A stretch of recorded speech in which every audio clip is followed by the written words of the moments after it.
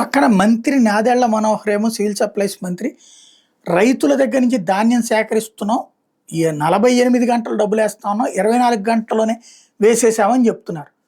But ఇప్పుడు అదే జనసేనకు సంబంధించినటువంటి మంత్రి కందుల దుర్గేష్‌ని నిలదీసినటువంటి ఉదంతం ఇది. 6 నెలలు కష్టపడి పండించిన పంట గిట్టుబాటు ధర ఇవ్వకపోగా, ధాన్యం అమ్మి నెల రోజులైన ఖాతాలో సొమ్ము జమ కాలేదంటూ, గతంలో ఇటువంటి దుస్థితి ఎప్పుడు చూడలేదంటూ రాష్ట్ర పర్యాటక శాఖ మంత్రి కందుల దుర్గేష్ మీద తూర్పుగోదావరి జిల్లా ఉండ్రాజవరం మండలంలో రైతులు ఆగ్రహం వ్యక్తం చేశారు. మండలంలోని సచ్చివాడ గ్రామంలో రేషన్ షాపును పునఃప్రారంభించేందుకు ఆదివారం వచ్చిన మంత్రి దుర్గేష్తో పాటు జాయింట్ కలెక్టర్ చిన్నరాముని రైతులు నిలదీశారు. ధాన్యం సొమ్ము ఎప్పుడు జమ చేస్తారంటూ ప్రశ్నల వర్షం కురిపించారు. ధాన్యం సొమ్ము అందరికి ఖరీఫ్ పంట వేసుకోవడానికి నానా ఇబ్బందులు పడుతున్నామని రైతులు ఆవేదన వ్యక్తం చేశారు. గతంలో సొసైటీల దగ్గర ధాన్యం సేకరణ జరిగేదని, ఇప్పుడు మిల్లులకు తోలుకుంటున్నారని, ధాన్యం తీసుకున్న మిల్లర్లు రూ. 1600 మాత్రమే చెల్లిస్తామని చెప్తున్నారని ఆందోళన చెందారు. మద్దతు ధర రూ. 1720 ప్రభుత్వం ఇప్పించాలని డిమాండ్ చేశారు. రైతుల దగ్గర ఉన్న ప్రతి ధాన్యం గింజ కొనుగోలు చేస్తామని సీఎం నుంచి మంత్రుల వరకు చెప్పారు, కానీ అది ఆచరణలో అమలు కావడం లేదని మండిపడ్డారు.